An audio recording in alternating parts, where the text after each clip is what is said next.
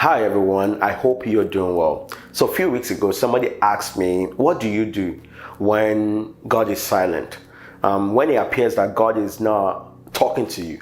When it appears that you've been praying about these things and you've been asking God for these things, maybe you've even fasted, you've prayed many times, many months, and it seems like God is not doing anything. So what do you do when God is silent? I thought about it for a little bit, and my answer to that question is, first, when God is silent doesn't mean God is not working.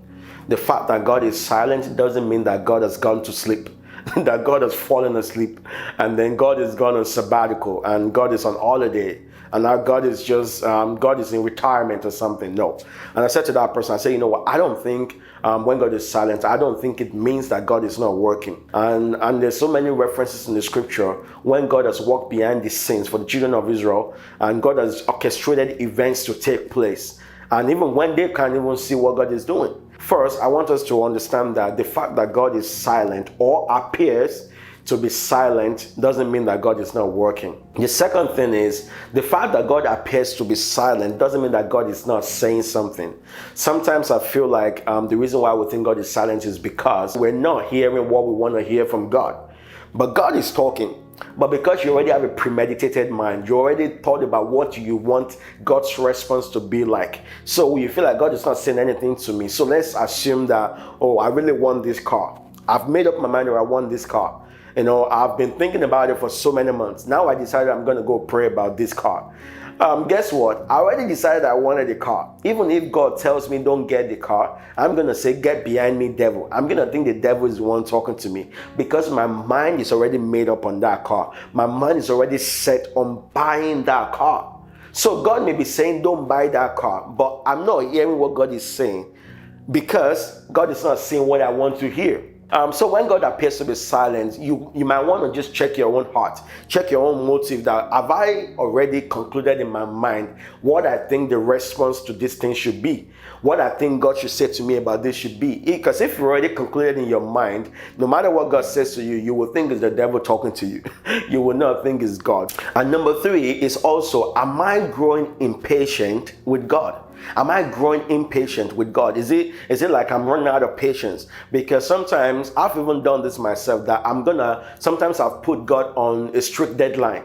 It's like, God, you've got 7 days to turn this around. God, you've got 7 days to change this situation. And if you don't change it after 7 days, I'm going to go do my own thing.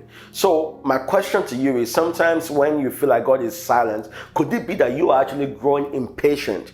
You are actually losing your patience. You are actually running out of time. You know, you are actually feeling like, okay, this is taking too long. Because the Bible said that follow the example of those who through faith and patience inherited the promise. So it's not just about having faith. It's not just about believing God that God can do this. The Bible says you must attach your faith with patience. God doesn't work on our own timeline. You know, God doesn't have to submit himself to your timeline or to my timeline.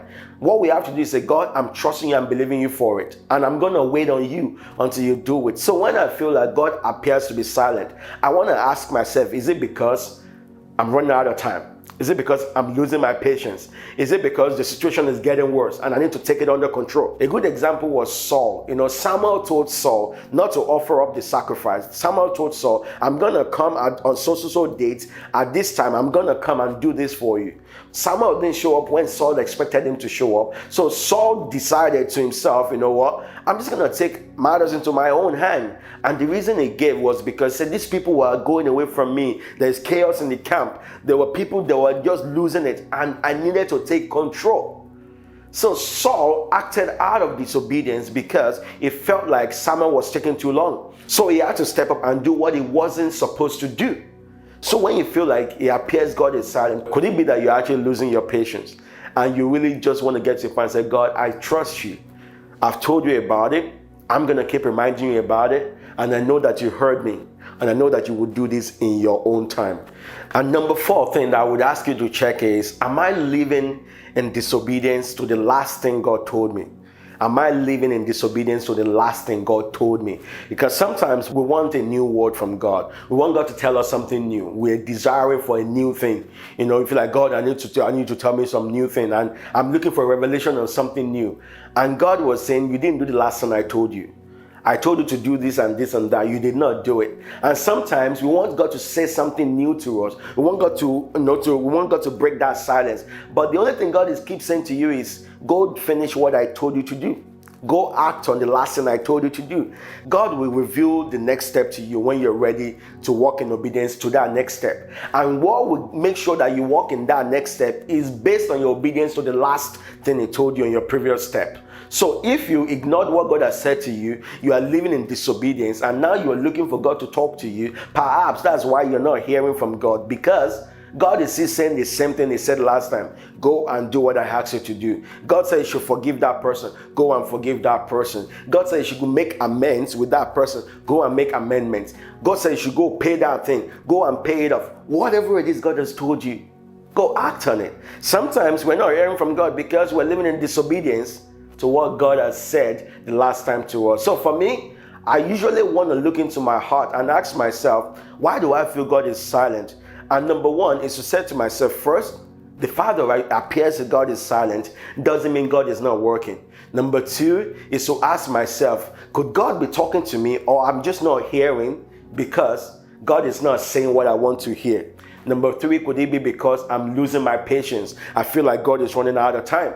And number four, could it be that I'm actually walking in disobedience because I failed to do the last thing that God has told me to do, and now I'm looking to God to tell me something brand new? And number five is, am I in a place to even hear from God? We live in a time where there's so much distraction. There is so much to distract us from spending time with God, or even be able to listen to God, be able to hear from God. Or even, is your heart in the right place to hear from God? Is your heart pure? Is your heart free of unforgiveness? There are some things that hinders our walk with God.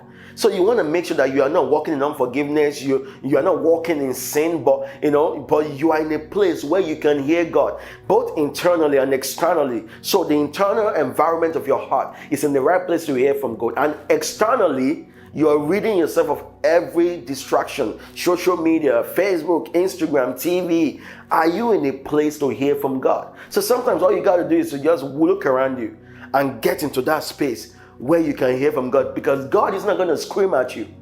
God is not going to scream at you.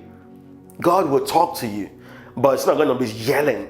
So you want to get to a place where you can get rid of all the noise around you and be able to posture yourself to hear from Him. So when you've done all the things I've mentioned before, the next thing you can do is you just trust God. Just relax, just rest in God. Like I said before, the fact that God is silent does not mean He's not working. So you just have to have faith that God is working, and God will still do what He said He would do. You have to have faith that God is able to do that which you've asked Him to do. There is a quote that I love so much. It says, trust God in the dark until the light returns.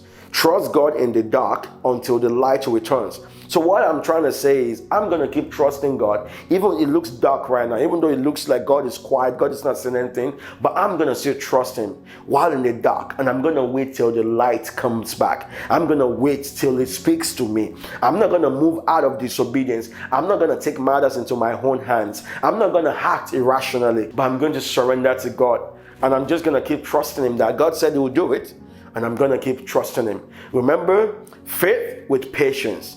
That is how people were able to inherit the promises of God. And the Bible said we should follow the example of those who through faith and patience inherit the promises of God. I really do hope that helped you a little bit. If it has helped you in any way, please remember to share this video, and also remember to subscribe to this channel. And I look forward to seeing you on my next video.